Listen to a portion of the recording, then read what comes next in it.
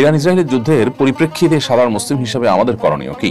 Iran ইসরায়েলের যুদ্ধের প্রেক্ষিতে শুধু নয়, বর্তমান জমানাতে অনেক ঘটনা প্রবাহ আছে, যে ঘটনা প্রবাহে আসলে আমাদের প্রপার কোনো ডিসিশন নেওয়া সবসময় ইজি নয়, বরং ধোঁয়াশায় পরিপূর্ণ এবং ফিতনায় পরিপূর্ণ। আমাদের আগে আসলে ফিতনা এমন ভাবে পতিত হবে, ধোঁয়াশা বিভ্রান্তি এমন ভাবে ছেয়ে যাবে যে আমরা আসলে সিদ্ধান্তহীনতায় ভুগতে হবে এবং সঠিক এবং বেঠিক সিদ্ধান্ত বের করে আসা, সঠিক এবং বেঠিক পথ নিরূপণ করা। বর্তমান দুনিয়ার বিশ্ব মুসলিমের নেতৃত্বে এক তুরস্ক। জেনে রেখো, যেটা তুমি বান্দা যখন মুখ দিয়ে বলে হাসবুনা।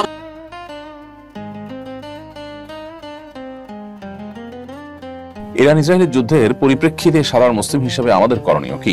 ইরান ইসরায়েলের যুদ্ধের প্রেক্ষিতে শুধু নয়, বর্তমান জমানাতে অনেক ঘটনা প্রবাহ আছে, যে ঘটনা প্রবাহে আসলে আমাদের প্রপার কোনো ডিসিশন নেওয়া সবসময় ইজি নয়, বরং ধোঁয়াশায় পরিপূর্ণ এবং ফিতনায় পরিপূর্ণ। আমাদের আগে আসলে ফিতনা এমন ভাবে পতিত হবে, ধোঁয়াশা বিভ্রান্তি এমন ভাবে ছেয়ে যাবে যে আমরা আসলে সিদ্ধান্তহীনতায় ভুগতে হবে এবং সঠিক এবং বেঠিক সিদ্ধান্ত বের করে আসা, সঠিক এবং বেঠিক পথ নিরূপণ করা, এটা কঠিন একটা ব্যাপার হয়ে দাঁড়াবে। ইরান ইসরায়েল যুদ্ধের ক্ষেত্রে ব্যাপারটা অত জটিল না হলেও একেবারে সহজ নয়। একদিকে আমরা জানি যে ইরান, তারা আমাদের কেবলাকে কেবলা মানে, আমাদের রসুলকে রসুল মানে, ইরানের শিয়ারা। অপরদিকে আমরা এও জানি যে শিয়াদের একটা গ্রুপ তারা ইসলাম থেকে খারিজ হওয়ার মতো বিশ্বাস লালন করে।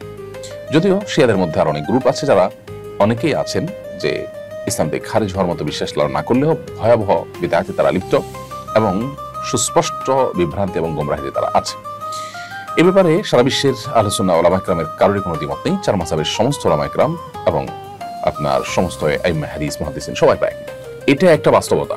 আরেকটা বাস্তবতা হলো যে আমরা জানি সিরিয়া সহ, ইরাক সহ মধ্যপ্রাচ্যের অনেকগুলো দেশে এই শিয়া প্রধান দেশটি ইরান বিভিন্ন সময় হামলা চালিয়েছে এবং বিশেষ করে অতি সম্প্রতি সিরিয়াতে হাজার হাজার বরং লাখো আহলে সুন্নাহর আলেমদেরকে হত্যা করেছে, মসজিদগুলোকে ভেঙেছে, দখল করেছে এবং সেখানে আপনার শিরকের রামরাজত্ব কায়েম করেছে। বিশেষ করে বাশার আল আসাদ যে কসাই হিসাবে পরিচিত, লক্ষ লক্ষ মানুষের জীবনহানি করেছে, যে সে নিজে ইরানের অনুগত এবং ইরানের সহযোগিতা নিয়ে সে তার এই জুলুমগুলো চালিয়েছে।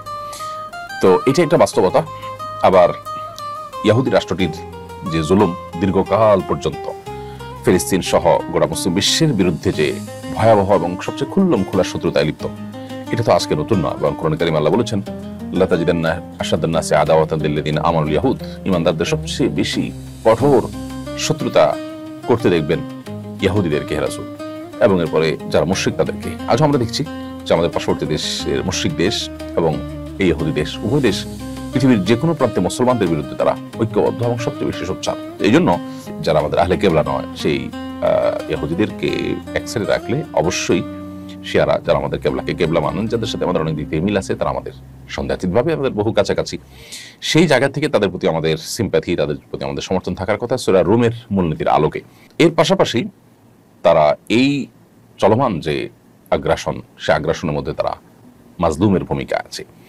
সেই জায়গা থেকে আমরা মাজলুমের পক্ষাবলম্বন করাটা, এটা হলো আমাদের জন্য সবসময় কর্তব্য। আমরা কোনো অবস্থাতে জালেমের সহযোগী বা জালেমের সমর্থন এটা আমরা কোনো অবস্থাতে করতে পারি না। সেই সাথে আল্লাহ তাআলার কাছে আমাদের একটা কমন দোয়া থাকা দরকার, আল্লাহ চলমান সমস্ত ঘটনা প্রবাহের শেষ পরিণতির জন্য ইসলাম এবং মুসলমানদের জন্য কল্যাণ বয়ে আনে। সে দোয়াটা আমরা মনে প্রাণে আল্লাহ তাআলার কাছে বেশি বেশি নিবেদন করব এবং সকল প্রকার জুলুমের অবসান, জালিমের পতনকে আমরা আল্লাহ তাআলার কাছে কামনা করব কায়েম বাক্যে। এবং সেই সাথে ইরান এবং শিয়া যারা আছেন তাদের প্রতি আমাদের আহ্বান থাকবে যে এই রকম পরিস্থিতিতে আজ সারা বিশ্বের প্রায় আহলে সুন্নাহর আলেম এবং শাসকরা ইরানের তাদের প্রিভিয়াস যে আহলে সুন্নাহর আলেমদের প্রতি জুলুম, নির্যাতন, তাদের প্রতি আপনার হত্যাযজ্ঞ, এগুলো সত্ত্বেও ইরানের প্রতি তাদের যে সিম্প্যাথি, ইরানের প্রতি তাদের যে সমর্থন, সেটা তারা জানাচ্ছেন। অতএব তারাও ভবিষ্যতে আহলে কেবলা নিজের স্বগোত্রীয় ভাইদের সাথে আচরণ করার ক্ষেত্রে তারা যেন আরো দায়িত্বশীলতার পরিচয় দেয়।